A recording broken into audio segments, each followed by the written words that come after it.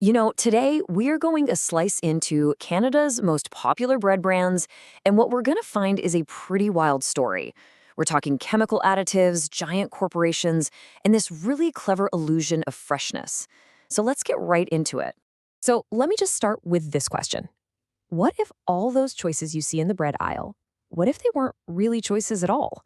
You see dozens of different bags, different brands, but are you actually getting something different? We dug into what the big companies probably don't want you to know, and honestly, what we found is pretty shocking.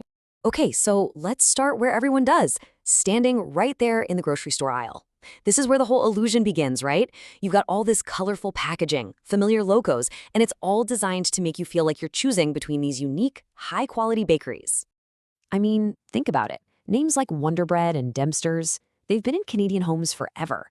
They practically scream softness, tradition, that fresh-baked feeling. But as we're about to find out, that feeling of trust, it might be based more on some really clever marketing than what's actually in the bag. All right, now for the interesting part. Let's look past the pretty packaging and decode what these industrial loaves are actually made of. This is where the story gets, well, a little concerning. Wow, okay, the contrast here is pretty incredible. On the left, you've got your typical mass market bread with a laundry list of ingredients you might need a chemistry degree to pronounce, like sodium stearolactylate, which is a dough strengthener. And then there's that one at the bottom we're going to talk about, azo-dicarbonamide. But then on the right, simple, organic ingredients, the difference couldn't be more clear.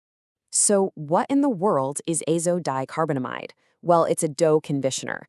It helps make the bread texture super consistent. But, and this is a big but, it's also used to make things like yoga mats and the rubber on the bottom of your shoes. Yeah, you heard that right. An ingredient in your bread is also in your gym equipment. It's a bit of a jarring thought, isn't it? And this is where it gets even crazier. While Health Canada says it's okay to use here, the European Union and Australia, they banned it from food all the way back in 2005. Let that sink in for a second. That means for nearly 2 decades, Canadians have been eating an additive that other major countries decided wasn't fit to eat. So you might be wondering, how does bread filled with all these industrial chemicals get to the store smelling so fresh? Well, this next part of the process is a huge piece of the puzzle. Let's pull back the curtain on this so-called fresh-baked secret. So it turns out it's a process called par baking. That bread isn't made from scratch in your local store. Oh no. It's mass-produced and partially baked in some giant factory, then frozen solid and shipped all over the country. That last step, where they reheat it in the store's oven, that's basically just industrial feeder, designed to pump out that comforting, freshly baked smell. This analogy just nails it. It really does. You think you're buying something wholesome, made with care right there in the store.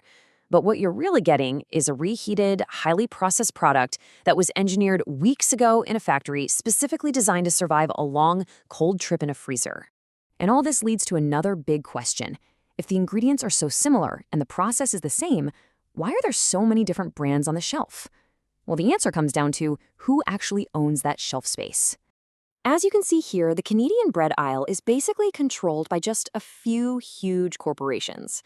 You've got the Mexican multinational Grupo Bimbo, which owns both Dempster's and the more premium Villaggio.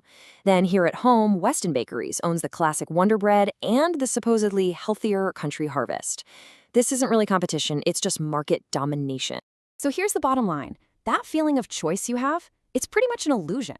When you're standing there deciding between a loaf of Dempster's and a loaf of Villaggio, you're not supporting 2 different bakeries. You're just giving your money to the same parent company, Grupo Bimbo, and rewarding them for being really, really good at marketing.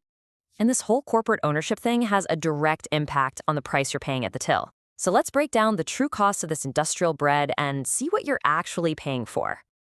Okay, so first up, we've got the rock bottom price for Loblaw's no-name bread. This is the cheapest one on the shelf, the one you grab when you just need a basic loaf. Keep that number in your head, $2.29. Now look at this, the price for Dempster's, $3.79. That is $1.50 more. It's marketed as that trusted family brand, and it sits right next to the no-name loaf, but with a way bigger price tag. And here is the punchline. These products are nearly identical. Sources say they have basically the same industrial formula and, get this, are often made in the very same factories. So that extra $1.50 you're paying, it's not for better ingredients. It's not for a better baking process, it's for the packaging, the ads. It is pure profit, all from branding. But there are other costs too, the kind of hidden costs. The pressure to pump out so much bread can lead to some really serious safety issues. These were quiet recalls, you probably didn't even hear about them. Things like potential metal fragments or pieces of plastic in the bread. It's a really disturbing side effect when an industry is so focused on volume and profit instead of quality control. And look, the numbers here tell the whole story when it comes to nutrition. The industrial loaf, barely any fiber, not much protein, but it's loaded with sodium and sweetened with glucose fructose.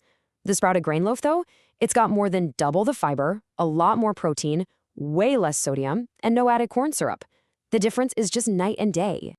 So, at the end of the day, that cheap bread isn't really a bargain, is it?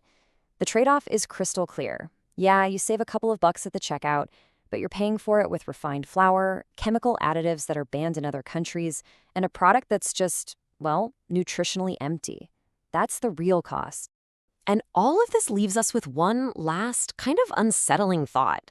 This whole system, the industrial processing, the corporate consolidation, the deceptive marketing, it isn't just happening in the bread aisle.